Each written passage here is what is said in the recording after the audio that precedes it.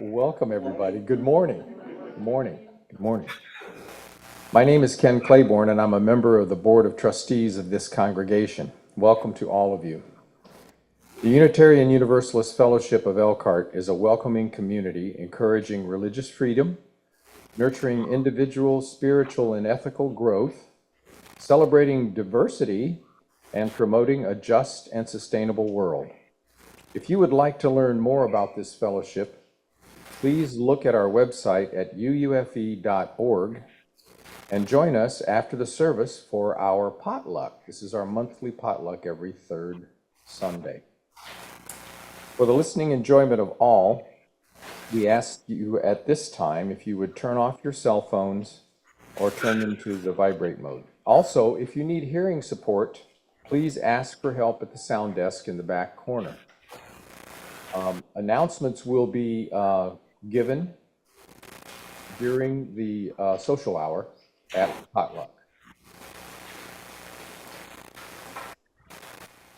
Good morning. I'm Lori Athey, your worship associate for today. We welcome you to these amazing congregations, whether this is your first time or your thousandth time. We know you come here for different reasons: to find community, to seek your spiritual and personal truths, to question, to nurture your heart and soul, to be nurtured, to explore new ideas, to find comfort, and perhaps to find the answers to some of your bigger questions. We know you come from different places, different religions, different beliefs, and different backgrounds. We hope you will find comfort, connection, challenge, and love here. If you happen to be a first-time visitor, we would love to get to know you. Please be sure to pick up a welcome folder and stay for conversation after the service during our social hour. If you are visiting online, we invite you to introduce yourselves in the comments section. Before we begin, I want to recognize those who are involved in our service today. Tom Pepper, our pianist. Rob Gakey, our tech person. Steve Kish and Paul Jenkins, our ushers. Joanne Bernstein, our greeter. Our social team, and our minister, Reverend Dan Miyake. In the spirit of fellowship, care, and connection, I encourage everyone in both congregations to speak with at least one person that they do not know or know well before you leave here today. This is how we will continue to build the beloved community that we seek. And to start those conversations off, please take a moment now to greet the people around you. And let's not forget our online friends. Let's have the East Liberty folks all turn to the camera in the back and say hi to them as well.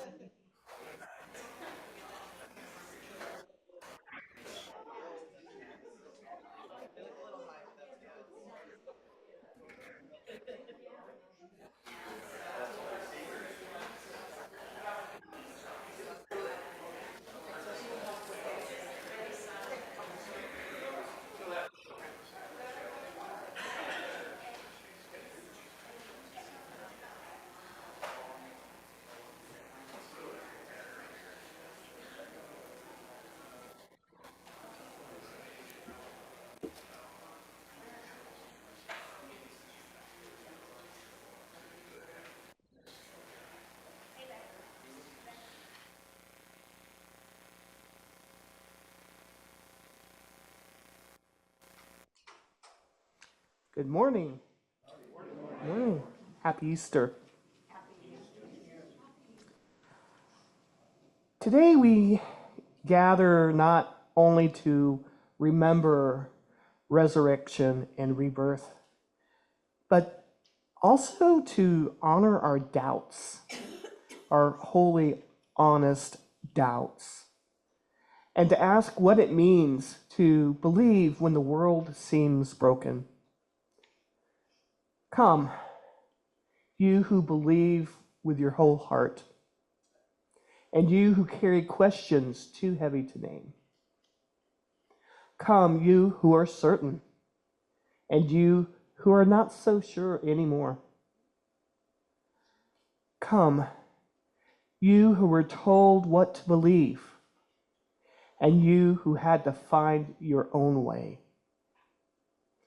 Come, seekers and skeptics, mystics and scientists, the brokenhearted and the brave. This is a place where doubts are not doors closing, they are paths unfolding. Where questions are not problems to be solved, but companions on the journey. Today, we tell the tale of doubting Thomas. Not to shame his doubt, but to bless his honesty and to find ourselves in his longing to touch what is true. Let this be a sanctuary for spirit and mind. Let this be a home for all who seek and all who wonder. Come, let us worship together.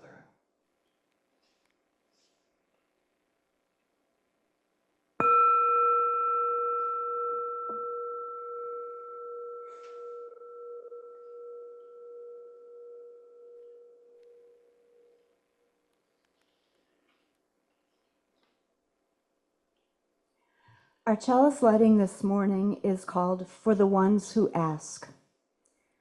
We light this chalice for the seekers, the questioners, the ones who aren't afraid to say, I don't know, but I want to understand.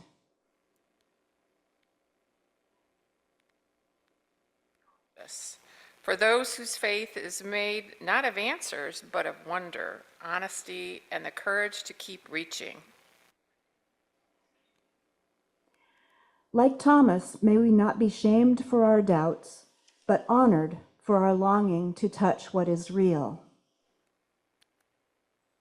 This is the light of truth, the warmth of love, and the fire of commitment. Together, we kindle the flame. The flame.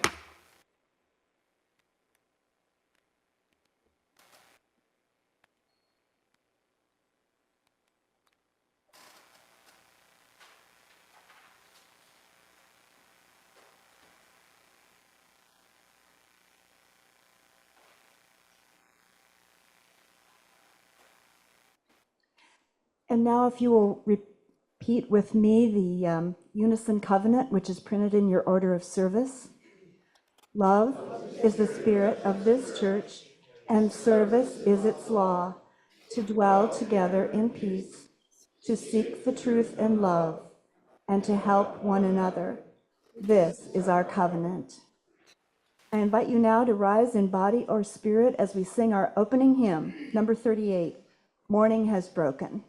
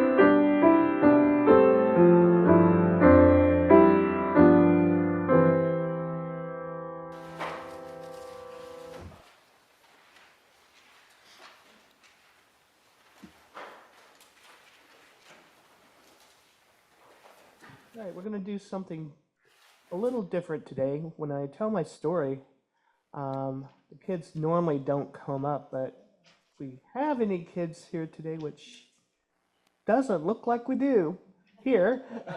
But if you're young at heart and want to play, you could come up. And the East Liberty kids, if you can come up to the front too.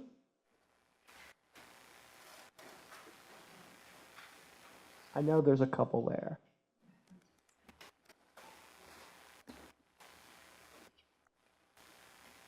All right. Just anywhere up here.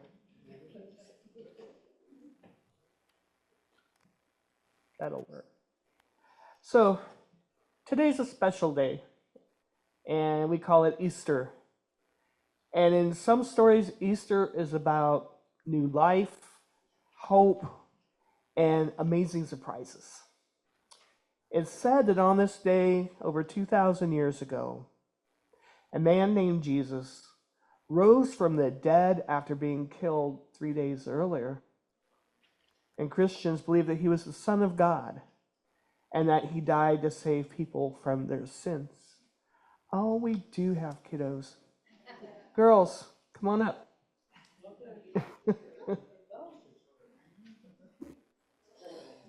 We're going to do a little activity here. So why don't you sit next to John there?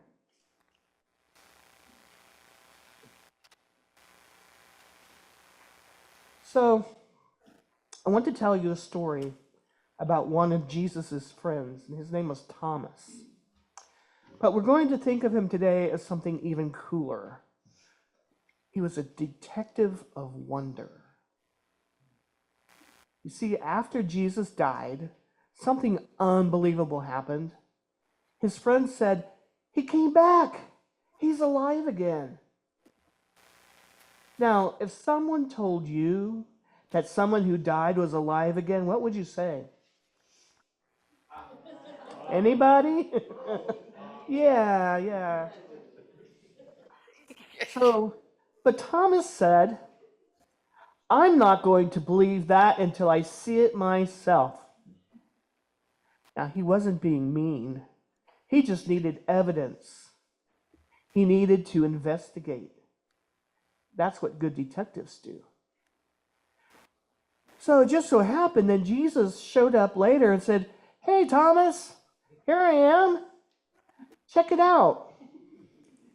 And Thomas was able to see and touch Jesus. And then he believed that Jesus did, in fact, come back to life. Now, sometimes grown-ups call him Doubting Thomas, like doubt is a bad thing.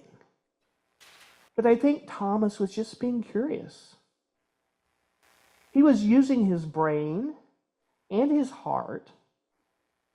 He wanted the truth. And I think that makes him pretty amazing. I like to think of Thomas as a detective of wonder. Now, detectives of wonder ask really good questions. They look closely. They don't just take someone's word for it. They explore, they feel, they listen, they look, they discover. So today, I brought some mystery bags to help you be detectives of wonder. Inside each bag is an object, something ordinary or maybe even something a little surprising. Your job is to reach your hand into the bag and feel what's inside without looking. Right? Use your sense of touch. Is it soft? Is it hard? Round? Is it bumpy or cold? Try to guess what it is. You can whisper your guess to Sherry, and when you think you know what's in each bag, okay? So, why don't y'all, anybody who wants to play, the surprises are in the green bag, so don't look. And East Liberty kids and others who want to play, you can too. Just reach your hands in there.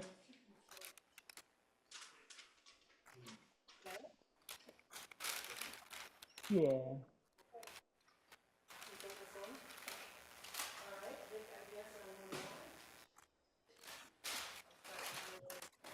Yeah, sure, if you want to.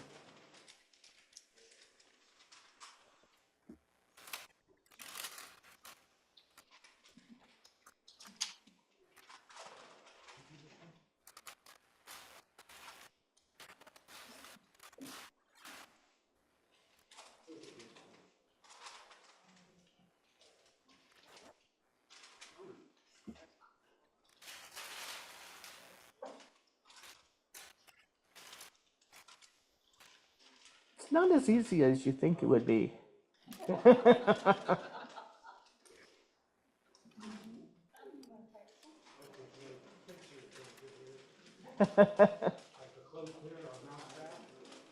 Never know.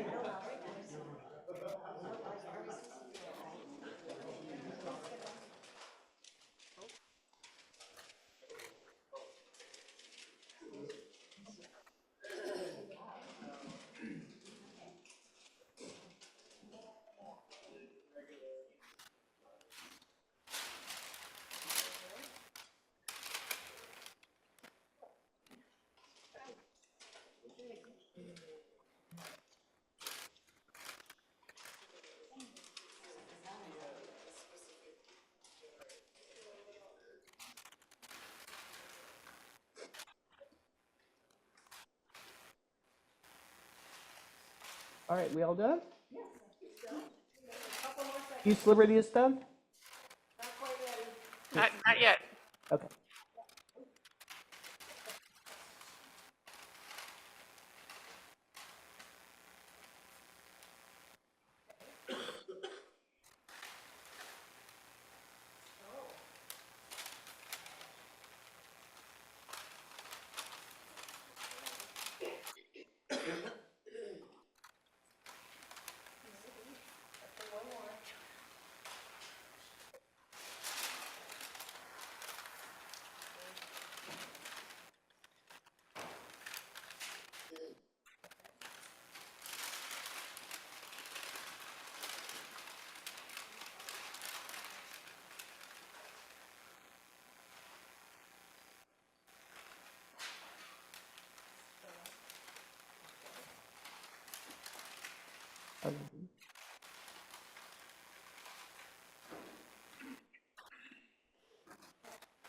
Okay. Sure.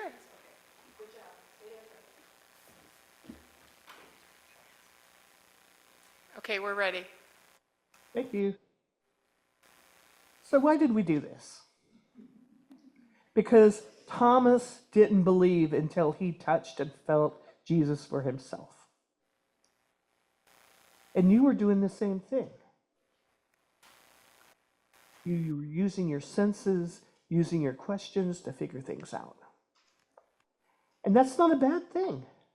In fact, in our UU faith, asking questions and thinking are one of the most important things we can do. So, what were in the bags? Bag number 1.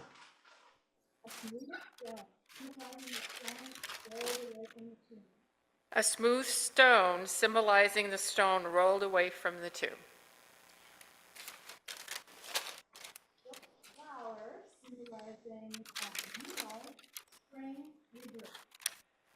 Bag 2, a silk flower, new life, spring, and rebirth.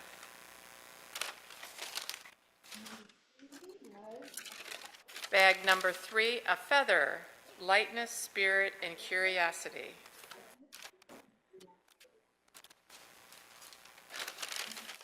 Four, a plastic Easter egg, resurrection and surprise.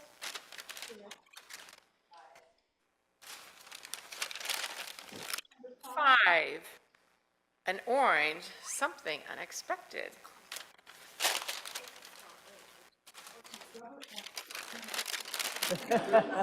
A plush tick, soft and symbolic of new beginnings. 7, a small metal key. What doors might your questions unlock?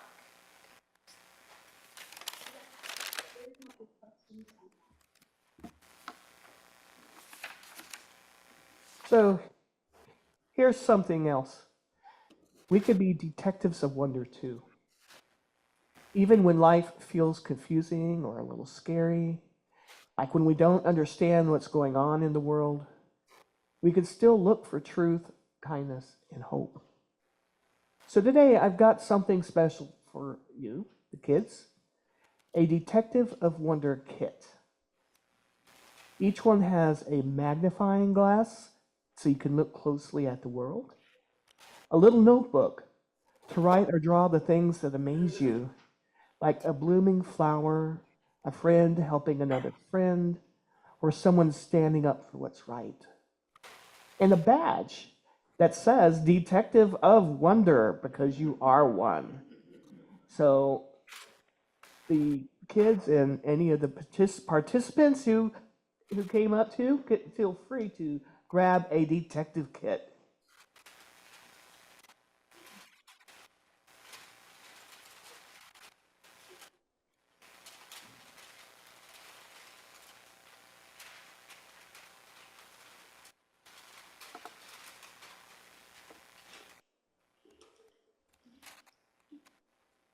So your job this week is to look for signs of hope and new life. It could be something tiny. Maybe you see someone planting seeds, or someone picking up trash, or someone telling the truth when it's hard. Every time you find one, draw it or write it down in your notebook. Then come back next week and tell someone what you found.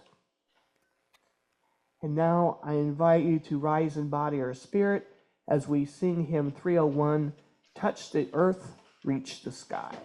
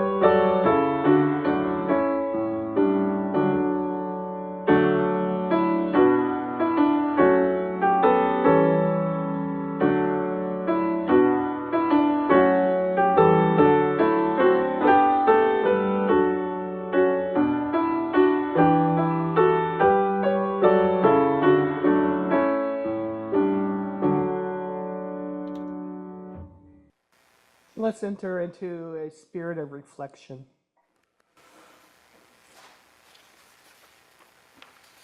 There's a space between what we know and what we believe, a space between the stories we were told and the truths we have come to trust.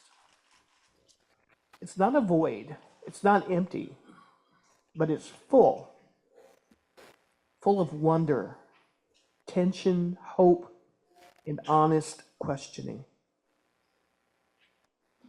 It's the space where Thomas lived. They called him Doubting Thomas. But what if we called him Searching Thomas? Honest Thomas. The one who refused to pretend belief just to make others more comfortable. Thomas didn't want secondhand resurrection. He wanted to see it, to touch it, to know that hope wasn't just a rumor. And maybe you've been there too. In the waiting room of grief, in the quiet after a prayer that went unanswered, in the stillness of Good Friday that doesn't end on Sunday morning. We're told that doubt is the opposite of faith. But what if doubt is just faith with dirt under its nails? What if doubt is the hand reaching out, not to push away, but to touch what is true, what is real? Thomas was not cast out for his questions. He was welcomed, wounds and all. So may we too be welcomed, questions and all. Let us make room for those who believe with certainty and for those who sit beside their doubt like an old friend, for both are part of the journey. May we lean and learn to bless the space between knowing and not knowing. And may we find holiness in the reaching. And may we trust that whatever else faith may be, it begins in the willingness to show up, even with trembling hands. So let's sit for a moment in this quiet, in the tension, in the truth together.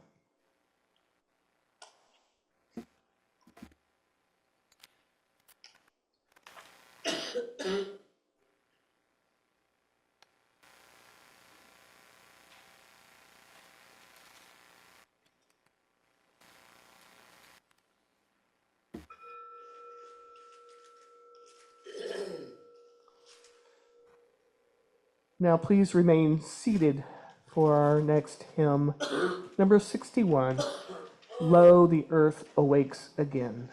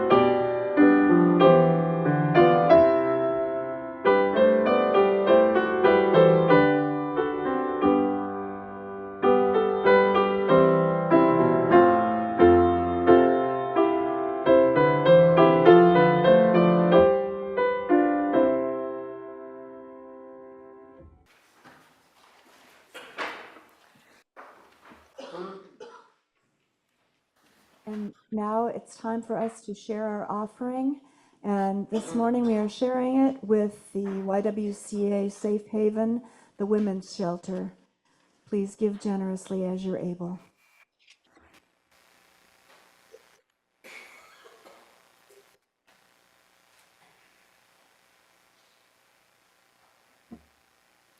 We come together today to not only share in worship, but also to support the values and mission of our congregation.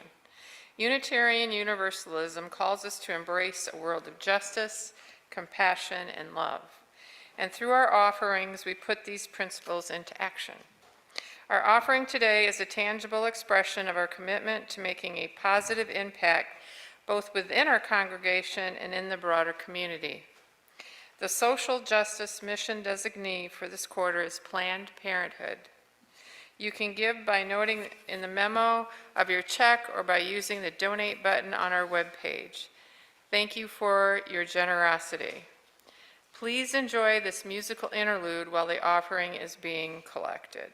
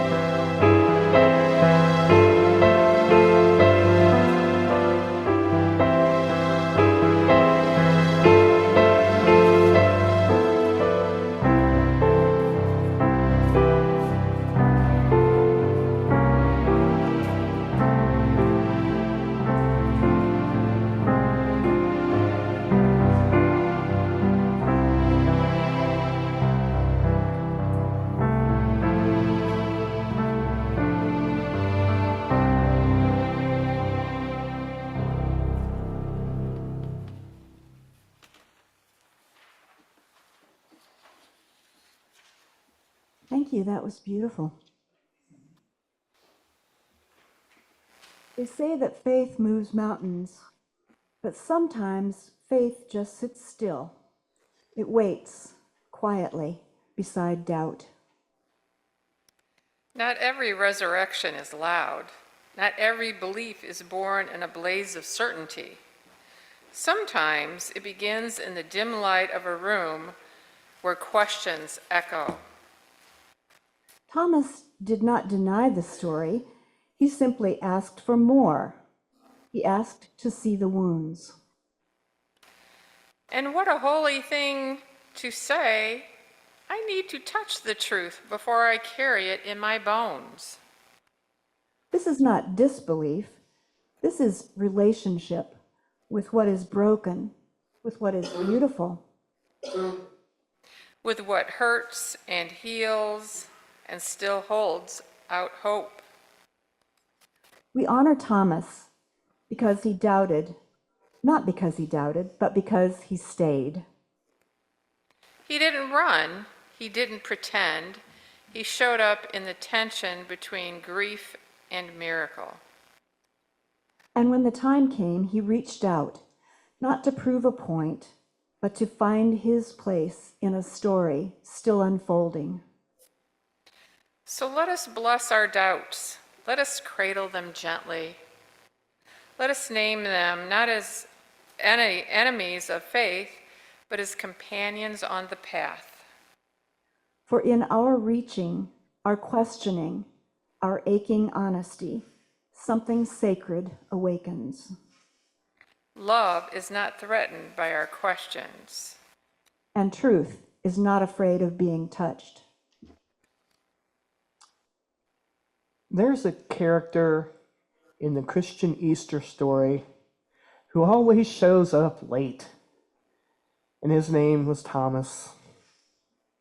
The other disciples got to see the resurrected Jesus first.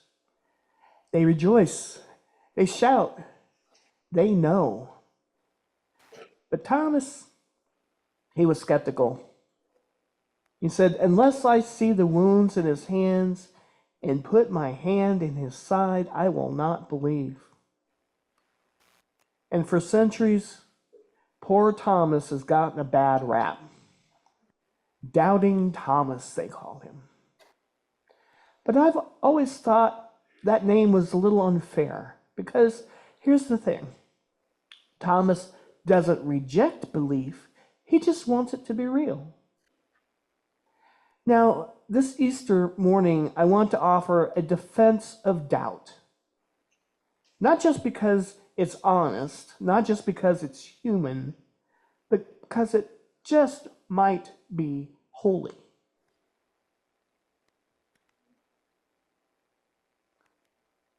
So it's Easter Sunday, and here we are.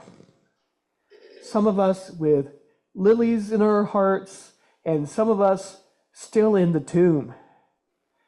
Some of us are ready to shout hallelujah, and some of us are still whispering, "I'm not sure."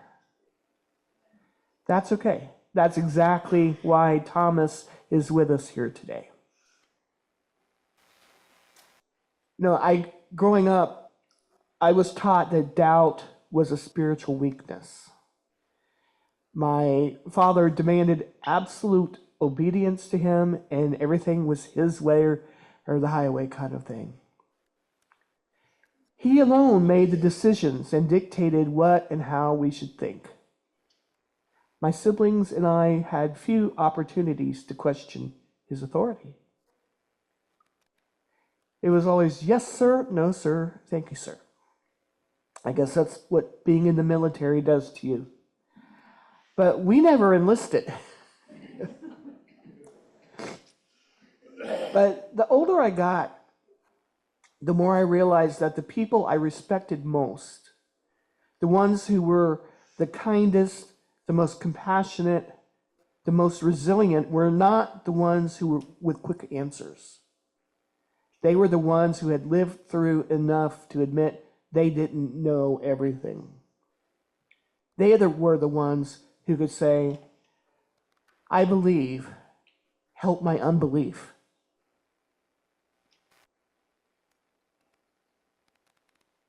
And that brings me to Thomas. Thomas, like I said, has gotten a bad rep. And it's a spiritual insult to call him Doubting Thomas. But I think Thomas is a hero in this story because he didn't pretend. He didn't nod along just to fit in with the other disciples. He didn't suppress his honest questions to keep the peace. No, Thomas said, "Until I see it for myself." And Jesus, bless him, didn't scold Thomas for that. He invited him. He said, "Go ahead, Thomas, touch the truth."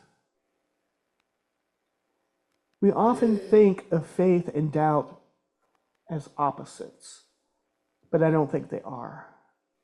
I think the opposite of faith is apathy. Faith and doubt are like two hands reaching toward the same thing. Faith is not believing without doubt.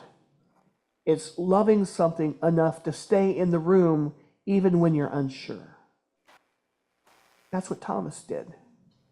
That's what many of us do. When my father died in 1999, I didn't know what I believed anymore. I couldn't say with confidence what happened after death, nor could I answer any of life's big questions. I found myself searching for something to hang my hat on, something that made sense to me and my own, not his. And I wanted to be certain about what I believed, but all I had were more questions than answers. I flat out rejected any form of Christianity. I was certain of that, so maybe I did have a little certainty. But what else was there? Enter Unitarian Universalism. After being in a spiritual limbo for several years, I entered a UU church for the first time. I was immediately drawn into the concept of spiritual journeys, exploration, pluralism, questioning. No creeds, no dogmas. I never looked back. The freedom to question felt so liberating after a lifetime of submission and unconditional obedience. And isn't that what we all want, freedom? Not just secondhand stories, not just inherited faith, but something that speaks to us, that reaches out and says, put your hand here, I'm real, even in the wounds. So let's talk about today, about now. We live in a time of resurrected lies. We are surrounded by people who speak untruths with the confidence of prophets. A certain administration, bless their hearts, seems to believe that if you say something loud enough and angry enough and tweet it in all caps, it somehow becomes truth.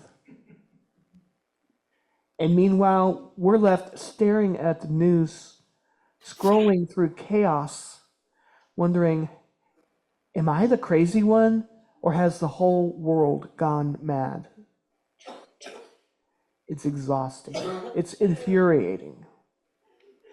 And it's disorienting to live in a time when lies rise from the grave more easily than compassion. So maybe we all feel a little like Thomas these days. We say, unless I see justice with my own eyes, unless I feel safety in my community, unless I witness leaders act with integrity and kindness, I will not believe in this so-called democracy. And honestly, that sounds pretty reasonable to me. But here's what I love about the story. Jesus shows up, and he doesn't scold Thomas. He doesn't say, how dare you doubt me? He says, come, touch, see, believe. He meets Thomas where he is, not with thunder, not with fire, but with open hands. That's grace, my friends. That's resurrection. So what does it mean for us as UUs to celebrate Easter in a time of political anxiety and social unraveling? It means we affirm that doubt is not the opposite of faith. It's part of faith. Faith without doubt is propaganda. Faith without doubt is propaganda. Faith with doubt is a living, breathing thing. It means we allow ourselves to say, I don't believe this system is working. I don't trust these leaders. I'm scared for the future. But it also means we stay. We show up. We keep demanding truth. We keep building beloved community. We keep reaching out with open hands like Jesus did. Even when we're tired, even when we're angry, even when we've had enough, and especially then.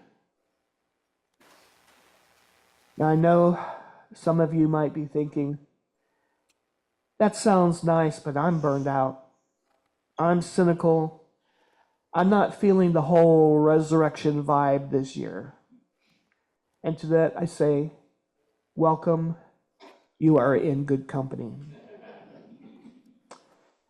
I don't know whether Thomas touched literal wounds or whether the whole story is a metaphor. And I'm okay with not knowing. But what I do know is this.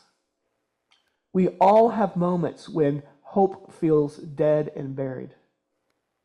And we all need something to rise again, not just in legend, but in real life.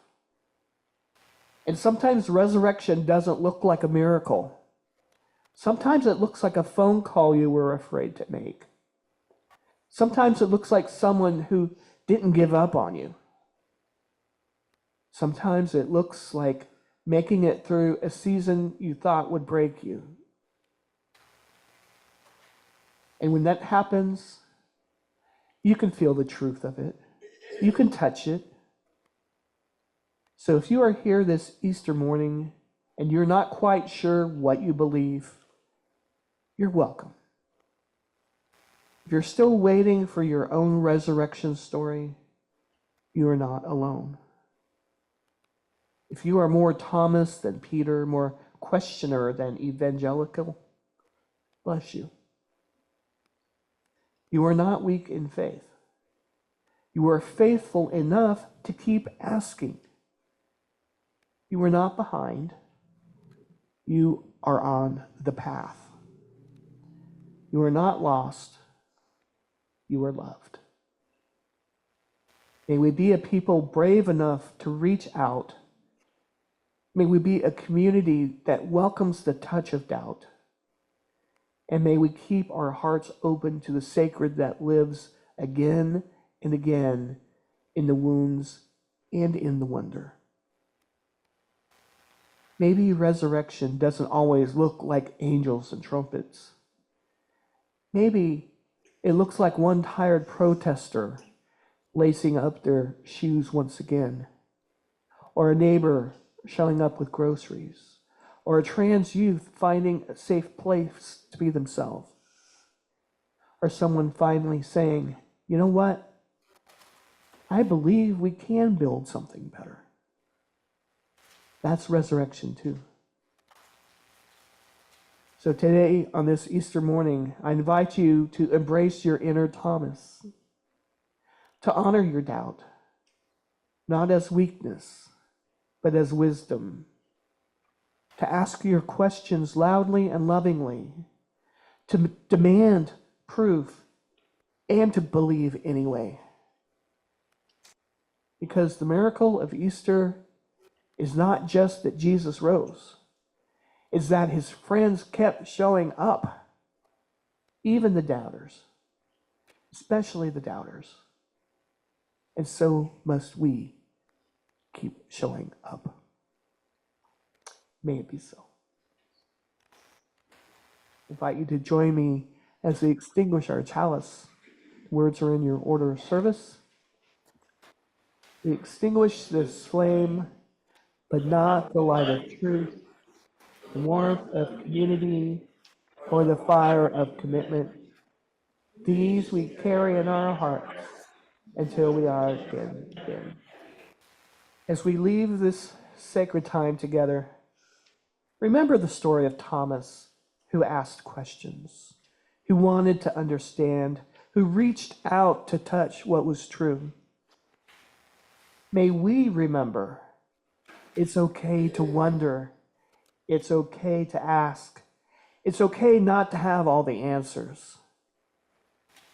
Faith doesn't mean never doubting. It means staying curious, staying kind, and staying connected. So go from this place with open hearts, with honest questions, and with hands ready to help build a better world. Go in peace. And now we will be sharing East Liberty's closing song, Go Now and Live Your Religion.